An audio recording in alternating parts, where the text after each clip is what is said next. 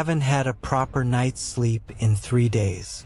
The doctors claim it's a mix of PTSD from my years on the force and exhaustion, but they don't really get it. They can't. What happened during my shift at the Biltmore Hotel wasn't a hallucination or some psychological breakdown. It was real, every last detail, and I need to get it all down while I still can. My hands are trembling, but they're steady enough to type, and my thoughts are clear enough to recall everything. Maybe this will help someone else survive if they ever find themselves in the same nightmare, though I'd never wish that on anyone. Let's start at the beginning. My name's Jack Monroe, and I used to be a cop. 15 years on the job before everything spiraled out of control. Corruption is a subtle poison. It creeps in slowly. First, it's small compromises. Ignoring when your partner accepts a gift from a grateful shopkeeper.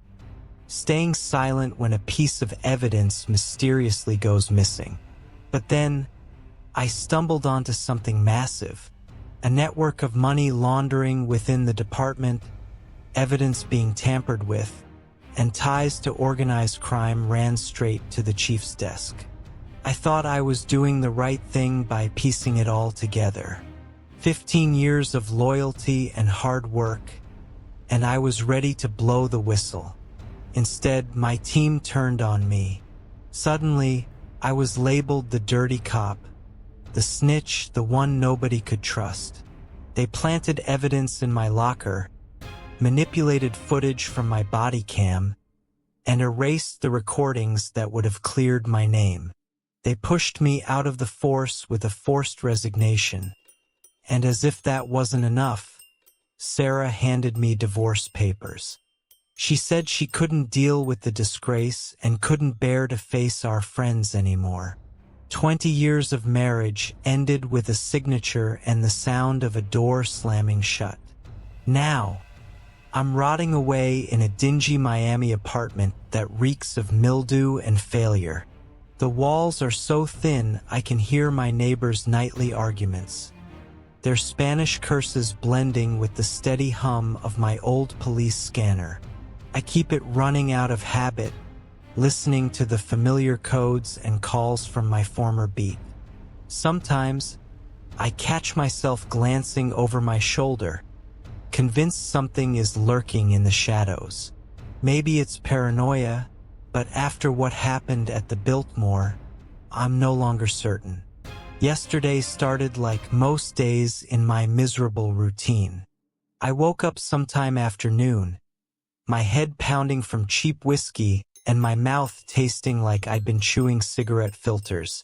The sunlight pierced through the broken blinds, exposing the wreck my life had become. Empty bottles crowded the windowsill, their glass refracting the light like stained glass in a forgotten chapel. A stack of unpaid bills had grown tall enough to cast its own shadow on the coffee table. I stumbled into the kitchen, sidestepping an old pizza box that had been there so long it felt like part of the furniture. The instant coffee I made tasted like burnt rubber, but it was better than nothing. My hands were unsteady as I poured it. Whether from withdrawal or fear, I couldn't tell anymore. I checked my phone. No missed calls, no messages. Sarah hadn't reached out in months, and it's not that I blamed her. The only recent calls were from creditors and my landlord, their voicemails piling up like autumn leaves on a forgotten lawn. I was halfway through my third cigarette of the day, staring at the smoke curling toward the ceiling and wondering if the water stains had spread when my phone buzzed. Unknown number. Normally, I'd let it ring, but something, a gut feeling, desperation, or maybe dumb luck, made me answer. The voice on the line was unsettling, raspy and hollow, like wind blowing through dead branches. Took me back to an old case where we'd found a body decomposing in an abandoned warehouse. The way the victim's dried skin scraped against the concrete when we moved him. Mr. Jack Monroe, the voice said, snapping me back to the present. This is Mr. Whitaker, calling on behalf of the Biltmore Hotel. We currently have an opening for a night security position, and your background in law enforcement makes you an excellent candidate. I nearly laughed out loud. My law enforcement history was the exact reason no one else would hire me. But before I could respond, the man kept talking, his words creeping through the phone like tendrils of smoke. The job offers $3,000 per night. That froze me. $3,000 for one night of security work? It had to be some scam. But Mr. Whitaker didn't stop. His voice was smooth and persuasive. We need someone with experience in handling unusual situations. Someone who knows when to stick to protocol and when to trust their instincts. Your record from your time on the force, the true record, not the fabricated one, indicates that you're exactly what we need. That last line made my breath catch. The real record? Nobody was supposed to know about that. Everything related to my investigation had been erased or destroyed. I should have asked questions and demanded answers. But when your wallet is nearly empty and eviction looms, even the strangest job offers start to feel like lifelines. I reached the Biltmore Hotel just before 10 p.m. The Miami heat had given way to an unnatural chill that seemed to radiate from the building itself. Against the dark sky, the hotel towered like a gravestone, its worn Art Deco exterior whispering of its former glory. From the outside, it reminded me of those Titanic photos, grandeur on the edge of catastrophe. The overgrown lawn was littered with weathered, no trespassing signs, their edges curled and scorched as if singed by fire. The front doors were massive, carved oak adorned with intricate designs that seemed to shift subtly when viewed from different angles. When I pushed them, they swung open silently, too silently for their size and age. The lobby overwhelmed me with its oppressive atmosphere. The air was thick and stale, carrying the scent of decaying books and something else. Something disturbingly similar to the smell of an evidence locker after a summer blackout. Dust floated in the faint light, moving in unnatural patterns that hurt my eyes if I stared too long. A grand staircase dominated the space, its marble steps polished smooth by countless feet. Crystal chandeliers hung like frozen cascades, their dim light seeming to dissolve into the shadows instead of cutting through them. Somewhere in the distance, old pipes groaned, a sound like something in agony. Above the reception desk was an enormous mirror framed in tarnished gilt. Its glass looked warped and ancient, and as I approached, I noticed something unsettling. My reflection lagged just slightly, a fraction of a second off, like a video feed with a delay. Before I could process this, a voice came from behind me. Mr. Monroe. I turned sharply, my hand instinctively reaching for a sidearm I no longer carried. Standing there was Mr. Whitaker, exactly as his voice had suggested. Tall and eerily thin, his skin so pale it almost seemed to glow in the dim light. His suit was immaculate but oddly antiquated, like something meant for a funeral centuries ago. Even the chain of his pocket watch moved unnaturally, the links sluggish, as if passing through a dense fog. "Your credentials are impressive," he said, pulling a wax-sealed envelope from his coat. The envelope looked ancient, its paper yellowed and fragile, but the red wax was vivid, gleaming like fresh blood. Though I suspect our security procedures may differ significantly from what you're used to, he extended the envelope toward me. When I reached for it, our fingers brushed briefly. His skin was unnervingly cold, beyond cold, like touching frozen metal or dry ice. His gaze lingered a moment too long, his pupils dilating unnaturally until they seemed to fill his entire eyes. "The rules are straightforward," he said, his tone both matter-of-fact and ominous. "But they are absolute. Follow them and you'll make it to morning. Break them," his words trailed off. Without another glance, he turned and walked away.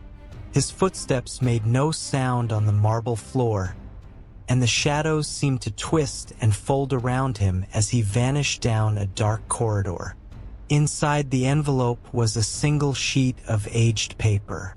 The text, typed in an old-fashioned font with slightly misaligned letters, seemed to have been created on a manual typewriter.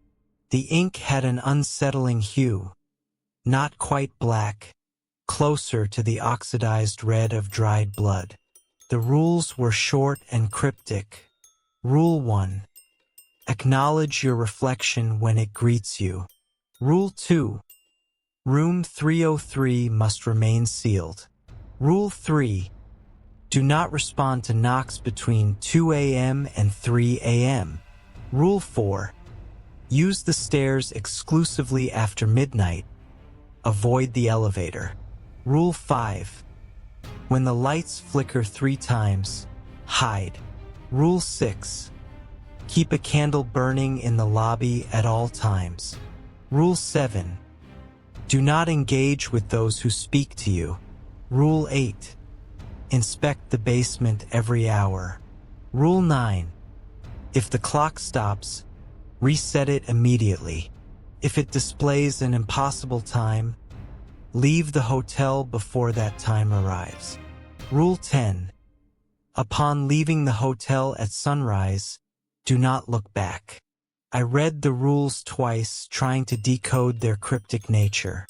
Each one hinted at some unspeakable terror without revealing any specifics. My training as a cop took over, and I found myself analyzing them like pieces of evidence, searching for patterns or hidden clues. A noise interrupted my thoughts.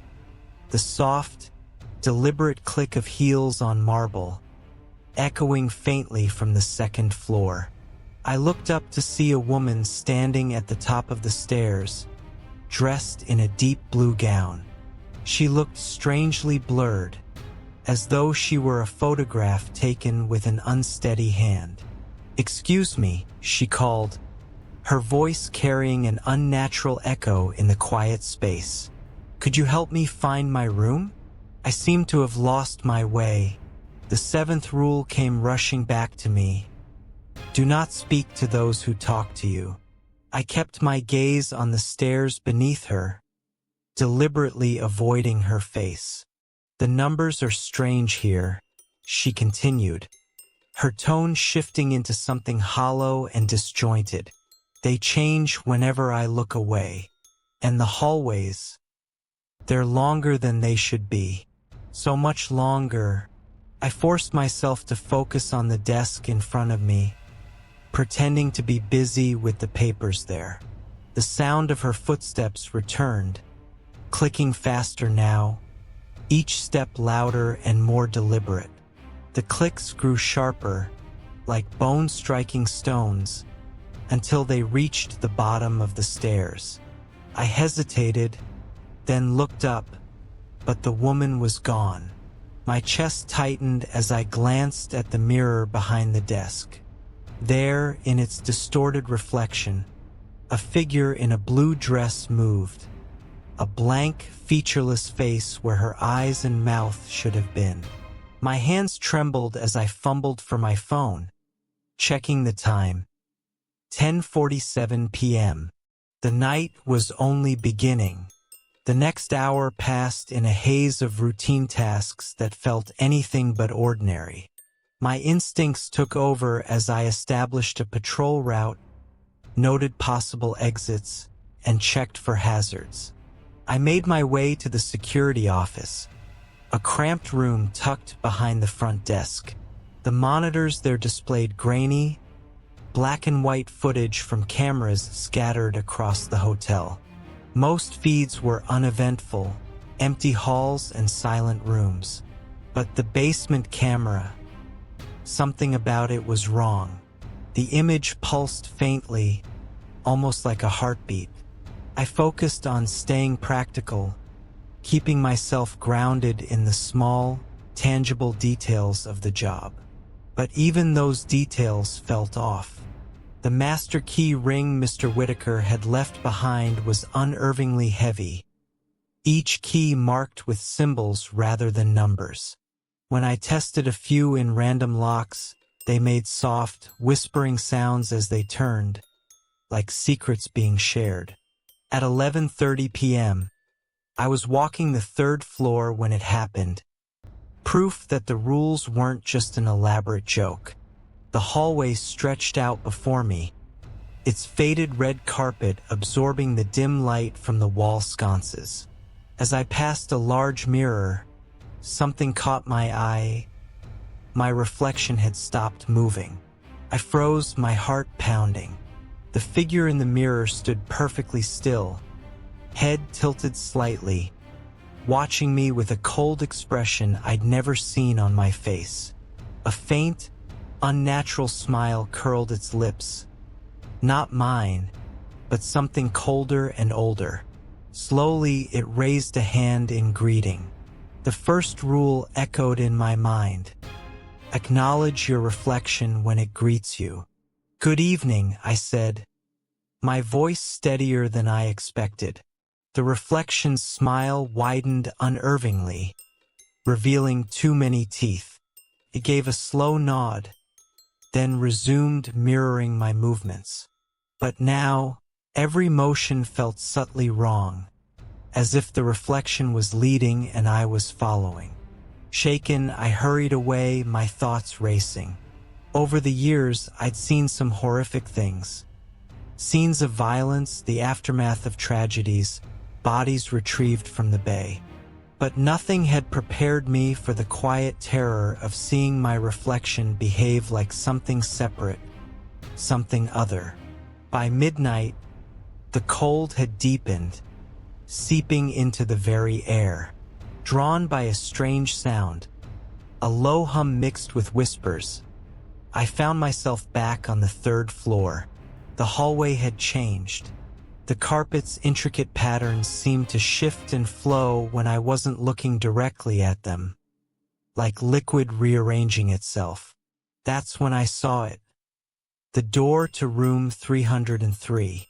Unlike the others, it was older, with odd markings carved into the wood. The tarnished brass numbers seemed to absorb light instead of reflecting it.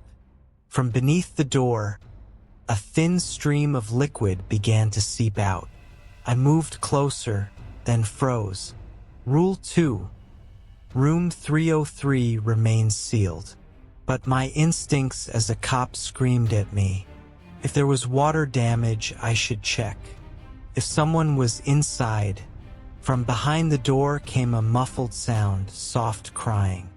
It grew louder, shifting into something deeper and wetter. Then it changed again, transforming into laughter. Not human laughter, but something twisted and unnatural. It reminded me of a suspect I'd once arrested, covered in blood and laughing hysterically, completely disconnected from reality. The liquid kept flowing, and as I stepped closer, I realized it wasn't water. It was too dark and too thick, and it reeked of copper and decay. The laughter swelled, and underneath it, I heard movement. Something heavy being dragged across the floor, inching closer to the door. I stumbled back, my shoes leaving prints in the viscous liquid. The laughter stopped abruptly, replaced by a wet, slapping sound. Something hit the door from the other side hard. The brass handle began to turn, inching slowly, deliberately. I didn't wait to see what came next. I ran. In the lobby, I leaned against the front desk, struggling to steady my breathing while my heart pounded relentlessly. The clock behind the desk read 12:17 a.m. I did a quick systems check. Lights, cameras, locks. Everything appeared normal, though normal had become a fragile concept. The basement camera caught my attention again. The image had sharpened, revealing rows of aged storage shelves and pieces of furniture shrouded in dusty sheets. As I stared, one of the sheets shifted slightly, just enough to make me question whether I'd really seen it. Then, a shadow moved across the frame, too fast and indistinct to identify, though unmistakably human-like. My stomach knotted as I reread the rules. Check the basement hourly and document any movement. With trembling hands, I logged the time and activity in the security log. The paper felt unnervingly slick, almost alive, and the ink seemed to seep into it, absorbed rather than drying. A faint noise from the lobby drew my gaze upward. The main chandelier swayed gently even though there was no breeze. The crystals clinked together in a discordant melody that made my teeth ache. Then the lights flickered once, twice. I knew what came next. Rule 5. When lights flicker thrice, hide. The third flicker plunged the room into darkness. The silence was suffocating. Then I heard it, a wet, dragging sound from the direction of the grand staircase. Something was moving in the dark, something large. The smell followed, sharp and gut-wrenching. A blend of rot, chemicals, and an unidentifiable stench that felt alien. I crouched behind the desk, trying to make myself as small as possible. The sound grew closer, each wet drag accompanied by a grisly cracking noise, like bones snapping in unison. Through a gap in the desk, I glimpsed a shadowy figure slithering across the floor, a writhing mass of limbs moving in discordant directions. It stopped near the desk, and the sound shifted to something like labored breathing, wet and gurgling, as though struggling against a throat clogged with sludge. I held my breath, my body frozen. Years of police work had prepared me for danger, but this was beyond anything I'd ever faced. The darkness felt alive, pressing against my skin like damp, heavy fabric.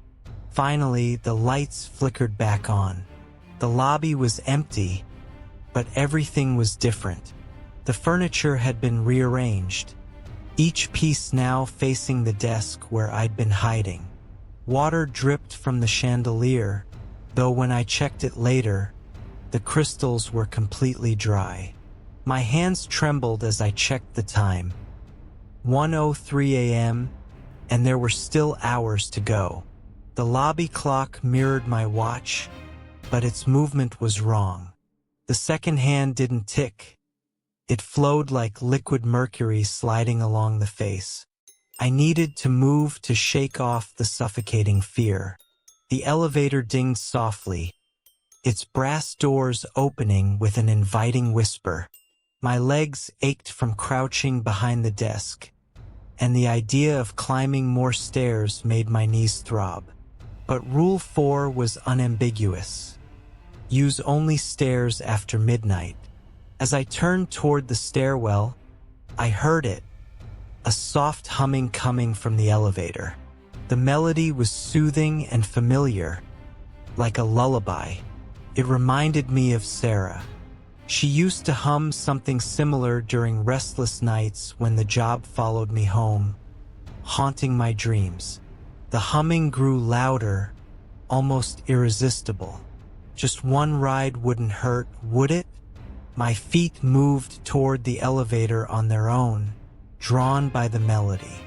I was just steps away when a scream shattered the lullaby, a sound unlike anything human. It was metallic and guttural, as if the elevator itself was being torn apart. The doors slammed shut with such force the walls shook, followed by the sound of the elevator plunging downward, far longer than the building's height could account for. The basement camera caught my eye again. The feed had changed. The storage room was now filled with people, all standing motionless, facing away from the camera. Their clothes spanned centuries, from modern suits to garments from distant eras. As I watched, they turned in unison, revealing blank spaces where their faces should have been. My hands shook violently as I scribbled the time in the log and switched off the monitor, unable to bear the sight any longer. A new sound interrupted the silence. Knocking. At first, it was faint, like rain tapping against glass. I checked my watch, 2 a.m. sharp. Rule 3 came to mind. Ignore all knocks between 2 a.m. and 3 a.m. The tapping grew louder, more insistent until it became a pounding that rattled the doors in their frames. Then came a voice. Her voice. Jack? Jack, it's me. Please let me in. Something's following me. Please, I need you. The voice was perfect, an exact match to Sarah's. My chest tightened as memories of the night a suspect had followed her home flashed through my mind. I'd been able to protect her then, but now... Jack, please, she begged. I can hear it getting closer. Don't let it get me. I clenched my fists, digging my nails into my palms to stay grounded. It wasn't real, it couldn't be real, but it sounded so much like her. The pounding intensified, and others joined Sarah's voice. My former partner pleading for backup, my mother calling me home, my father accusing me of failure. Each voice hit me where it hurt most, pulling at every frayed thread of my emotions. Then they all stopped. Silence. A new voice replaced them, wet, guttural, and dripping with malice. We know what you did, Jack Monroe. We know about the evidence you destroyed before going to internal affairs.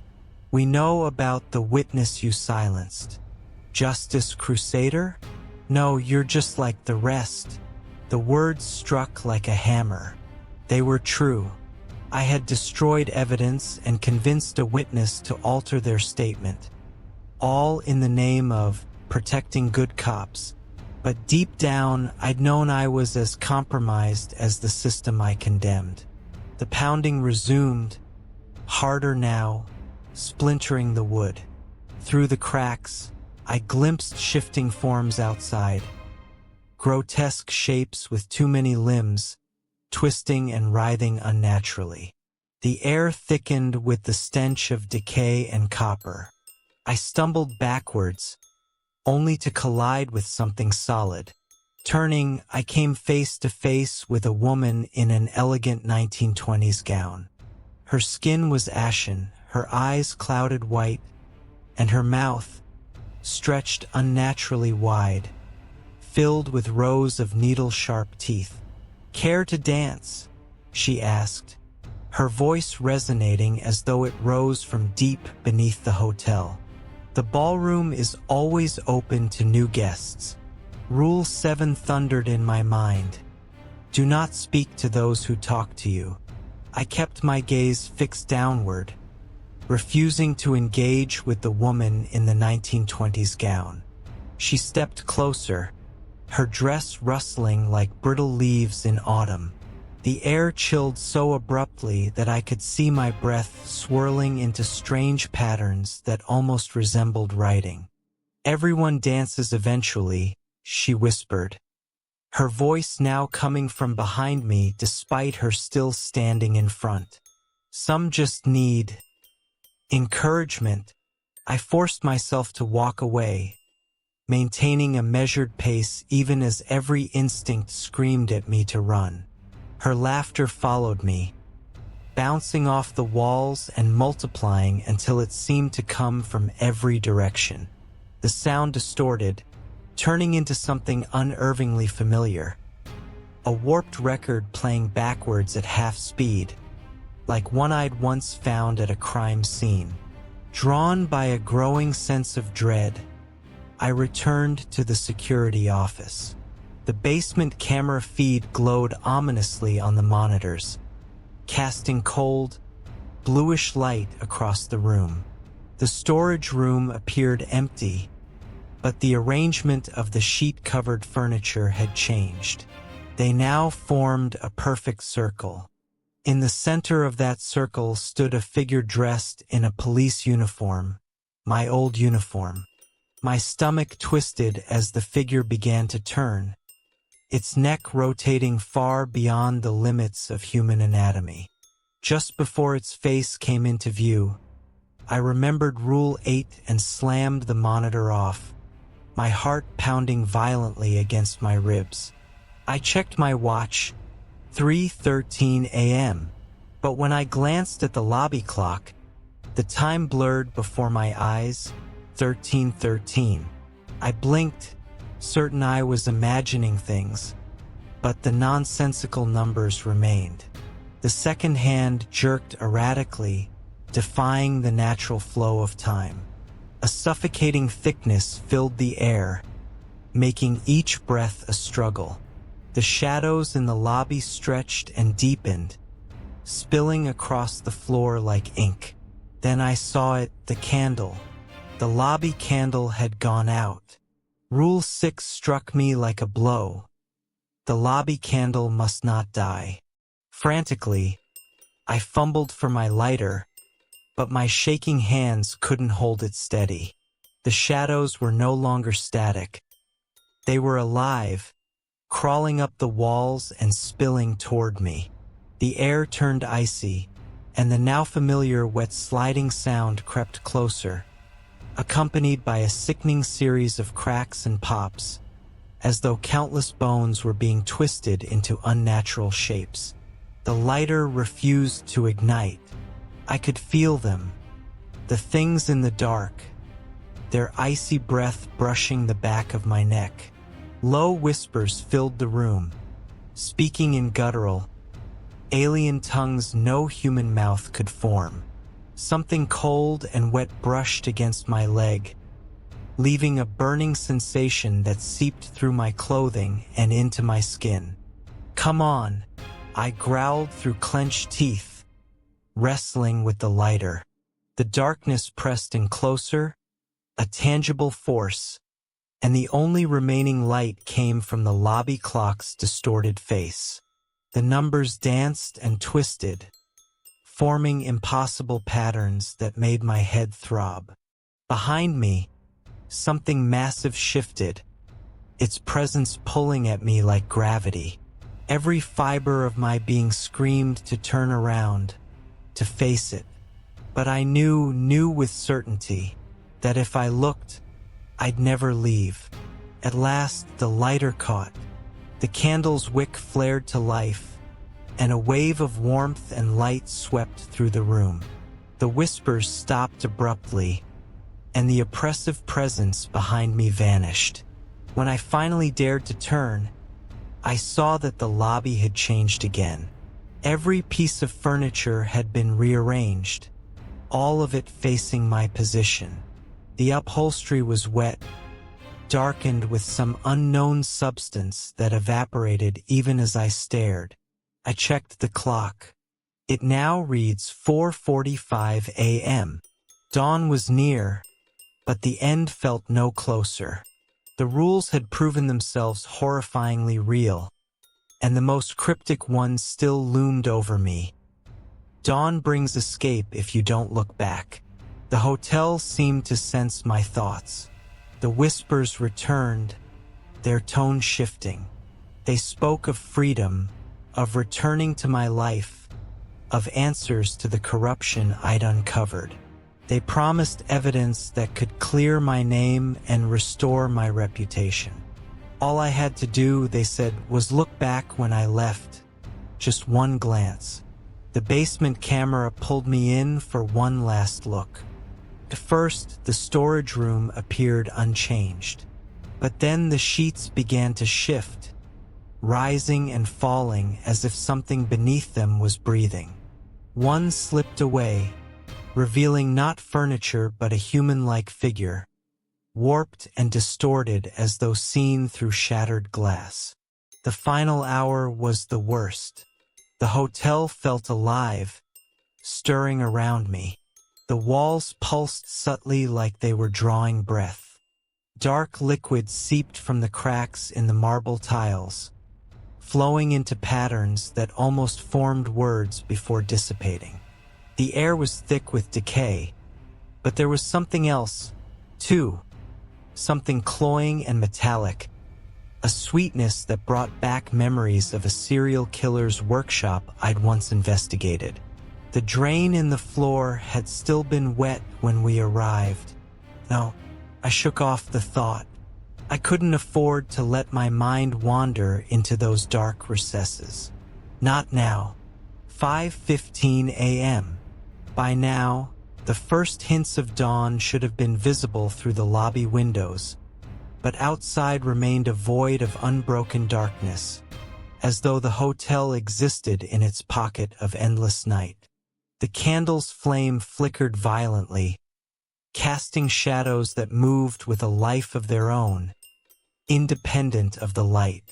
The shapes crawled along the walls, twisting into forms that made my eyes ache. Faces contorted in silent screams, bodies bent at grotesque angles. Then I heard footsteps descending the grand staircase, deliberate and somehow wrong. I looked up to see Dave, my old partner. He appeared just as he had the last time I saw him alive before the scandal broke, and he put a bullet in his head. His uniform was spotless, but his head tilted at an unnatural angle that made my stomach churn. "Hey, Jack," he said, his voice gargling through what remained of his throat. "Remember what you said at my funeral? About wishing you could have saved me? Well, here's your chance. Just stay. Stay with us." I backed away, my eyes darting to the lobby clock. The hands spun backwards now, faster and faster, until they blurred into a chaotic whirl. Frost spread across the mirrors, forming jagged patterns that resembled anguished faces frozen mid-scream. Then she appeared, Sarah, wearing the same blue dress she had on the day she left me. Her movements were wrong, jerky, and stilted, like a puppet controlled by invisible strings. "Jack, darling," she said, her voice reverberating unnaturally. "I see it now. I was wrong to leave. We can start over. Just look at me. Really, look at me." More figures emerged from the shadows. My father, still in the hospital gown he wore when he passed. My mother, her expression locked in the shock she'd had when she found him. Victims I'd failed to save. Suspects I'd arrested. Witnesses I'd coerced into silence. They surrounded me, their voices merging into a cacophony of accusations and pleas. The candle flame sputtered. I scrambled to light another, then another, creating a barrier of light around me. The figures retreated from the glow, but their voices grew louder. They spoke my secrets, truths I'd never admitted to anyone. They dredged up the evidence I'd destroyed before internal affairs, the witnesses I'd pressured, the compromises that had led me to ruin. 5:45 a.m. The clocks throughout the lobby now showed different, impossible times, some advancing rapidly, others reversing, and a few displaying numbers that didn't exist. The mirrors rippled like disturbed water, reflecting distorted versions of the lobby. Some showed grand parties from bygone eras, others scenes of decay or unimaginable horror. The wet, sliding sound returned, echoing closer. The woman in the 1920s dress reappeared, still inviting me to dance. Room 303's door had inexplicably shifted into the lobby, the dark liquid seeping out from beneath it. The knocking resumed, louder and more frantic than ever. Through it all, one thought anchored me. Dawn brings escape if you don't look back. Finally, real light, faint but unmistakable, began creeping through the windows. The figures became more frantic, their movements erratic and desperate. They begged, threatened, and pleaded, offering redemption, peace, and answers. The walls groaned, and I heard something massive stirring deep within the hotel. 6:01 a.m. The first true ray of sunlight pierced through the darkness, slicing through the lobby like a blade. The shadows dissolved instantly, vanishing as though they'd never existed. This was it, my chance. My legs felt like lead as I walked toward the front doors, but I forced myself forward. The voices behind me grew more desperate, each word calculated to make me turn. "Jack, don't leave me here alone," Sarah's voice called, her tone filled with anguish. "My son," my father's voice pleaded, "you won't even look at me after all these years?" Dave's guttural laugh echoed behind me. "Running again, partner? Just like you did when they came for me?" I stepped outside into the cool morning air, my body trembling. The voices rose into a crescendo, accompanied by that sickening wet sliding sound and the heavy thud of footsteps. The hotel itself seemed to pull at me, begging me to turn around. But I couldn't. I reached my car, hands shaking so violently that it took me several tries to get the key into the ignition. As I drove away, I dared a glance in the rearview mirror.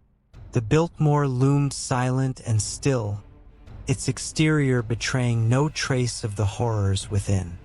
It was just another abandoned building waiting for its next victim. That was 3 days ago. I haven't slept since. Every time I close my eyes, I see the thing in the hallway, those lifeless guests, and my reflection staring back at me with a smug grin. The rules are still in my pocket. I've tried burning them, tearing them to shreds, but each morning they reappear, slightly altered, the typewritten words always shifting. Worse, I'm noticing changes in my apartment. The shadows are darker and deeper, and the walls seem to pulse faintly when I'm not looking directly at them. Late at night, I hear a faint knocking at my door. I don't know what's happening to me, but I do know one thing. I will never go back to the Biltmore Hotel. Unless I already did. Unless I never left at all. God help me. I think I hear footsteps in the hallway, and they sound wet,